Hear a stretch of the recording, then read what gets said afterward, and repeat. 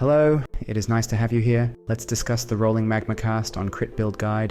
The special Blind Prophet Ascendancy is ideal for any cast on Critical Strike build, as it sets the base critical strike chance of any weapon to 12%, which is simply absurdly high and makes scaling much easier.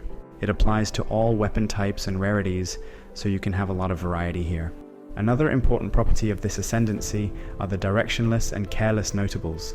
They make your projectiles fire in random directions, have a 50% chance to return to you, and your skills fire 2 additional projectiles. Usually, random projectile direction is considered a downside, but this is not the case for the rolling magma spell. Normally, it fires a projectile that bounces a few times in a straight line, dealing area damage with every bounce. The random direction applies to every bounce, and when paired with returning projectile modification, it makes this skill extremely deadly, as it will easily hit the same area multiple times. There are many skills you can consider for such a build, such as Cyclone, Lancing Steel, or Blast Rain. Each skill has its own advantages and disadvantages that require specialized setup. The Cyclone is undoubtedly the most comfortable option, even if the damage potential might not be as high as other variants due to slower attack speed. Unlike the attack of your choice, scaling critical strikes of rolling magma requires some effort, as it has a very low base critical strike chance. You will also have to match the attack speed to the trigger cooldown and take care of the mana sustain. It is an energy shield based build that reserves life. You will have a high amount of energy shield and a decent evasion rating. Thanks to Ghost Reaver Keystone, you will have great energy shield recovery in combat, but you won't be able to recharge or regen it without enemies to fight. It is not mandatory but highly recommended for general use. The clear speed is very good. The bouncing projectiles will easily cover the entire area around you, and you will deal damage while moving at a fast speed. The damage against bosses is also very good, although noticeably delayed by multiple bounces or bad luck with random directions. You will need all the mandatory unique items and decent items with energy shield to get started. You can scale it up infinitely with higher energy shield and critical strike multiplier values on your gear later.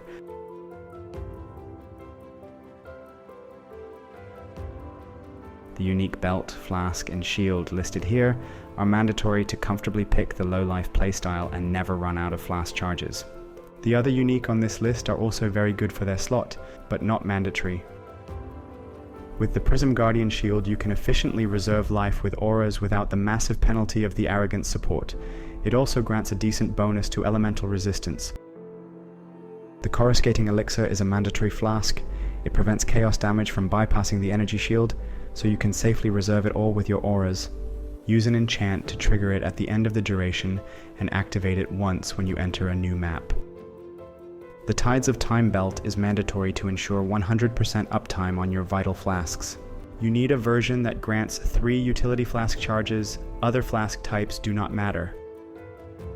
The Ashes of the Stars boost the quality of all your gems, adding extra chains to the rolling magma and lowering the movement speed penalty of the Cyclone. Getting a perfect 30% quality roll adds extra bounce, but it is not necessary at first. Chevron's Revelation grants a massive amount of flat mana regeneration and energy shield. The downsides are irrelevant, as you will pick the Ghost Reaver Keystone, which disables recharge anyway. The base implicit is not bad, but you can look for a better one granted by corruption. With the Pure Talent Jewel, you can easily improve the critical strike chance of the rolling magma.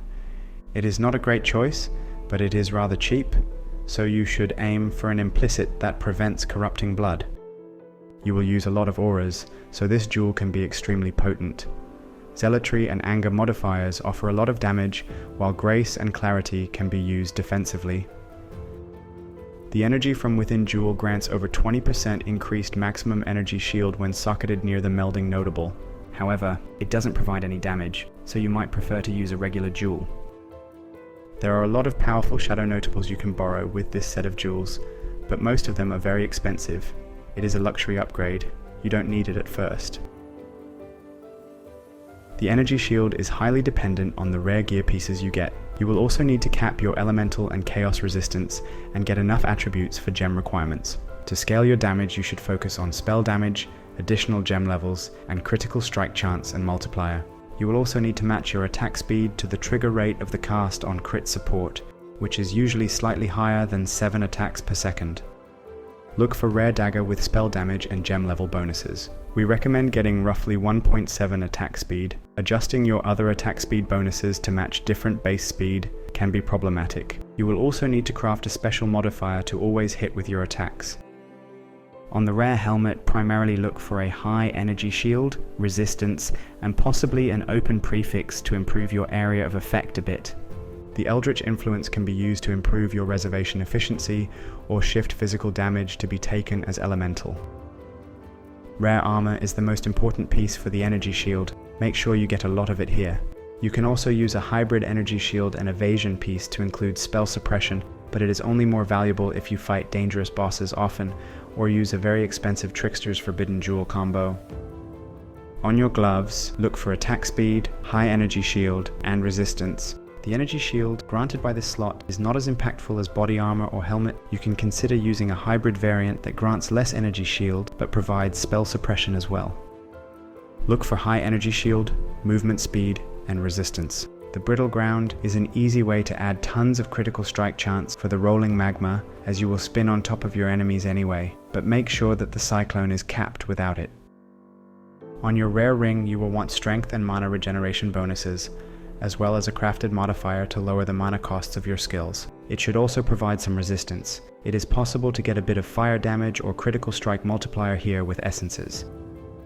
Here you can get two very important modifiers, increases to your energy shield and critical strike multiplier. You can also get a bit of attack speed here to help match your trigger rate, but it is usually very expensive to get all good modifiers at once. The large cluster jewel can get you a lot of increases to your fire or elemental damage. It can also provide a bit of utility in the form of extra resistance or area of effect. The quick getaway is very important as it improves your speed. The pressure points is the default best option for most crit builds. Try to get extra resistance or attributes on small nodes. It is not a massive boost, but can quickly add up. The Oriath's End Flask greatly helps with your clear speed by creating elemental explosions when you kill an enemy. In this setup, it will be active all the time, so you can use it to cap your resistance. For your remaining magic flask, we recommend a mixed setup that grants you evasion, crit chance, movement speed, and stun avoidance. Bleed removal is not advised here. It lowers the duration of your flasks too much.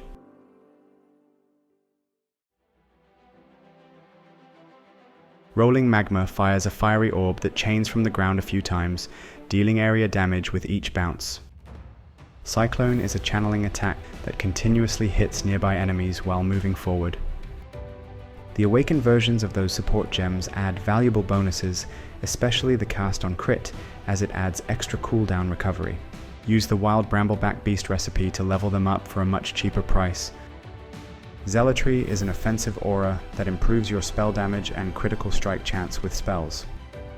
Summon Skitterbots creates immortal minions that apply shock and chill to nearby enemies. The Discipline is a defensive aura that improves your maximum energy shield. The Enlightened support is not needed here, but it adds an extra buffer for your mana regeneration for better sustain when you trigger your curse skills. Anger is an offensive aura that grants you additional fire damage and enables powerful Watcher's Eye modifiers. Grace is a defensive aura that grants you a lot of evasion rating. You can also replace it with Purity of Elements. Clarity is a vital aura that grants you a lot of mana regeneration to sustain your triggers. You should socket those auras in your shield, causing them to reserve your life instead of mana. It also causes them to gain 2 extra levels. Assassin's Mark increases your critical strike chance and damage, as well as generates power charges when you hit an enemy. With this setup, you will trigger it automatically upon hitting a rare or unique enemy. If you have spare sockets, use Inspiration to lower the mana costs. Immortal Call is a guard skill that briefly reduces the damage you take. Keep it on the same level as the support gem to trigger it. Other guard skills require high gem levels to be effective, which requires lots of unnecessary strength. In this setup, it will trigger as soon as you start taking any amount of damage. Flame Wall creates a fiery wall that adds extra fire damage to any projectile that passes through it. Flammability is your second curse available. If you anoint the Whispers of Doom notable, it lowers the fire resistance of your enemies. You will inevitably take some damage when fighting strong enemies, which will trigger this setup for extra damage output. You can also use the Arcanus brand for better uptime. Frostblink is an instant blink skill that allows you to dodge incoming attacks or cross terrain gaps without interrupting your cyclone. Optionally, you can use the Frost Shield to create a barrier that absorbs a big portion of the incoming damage and increases your critical strike chance.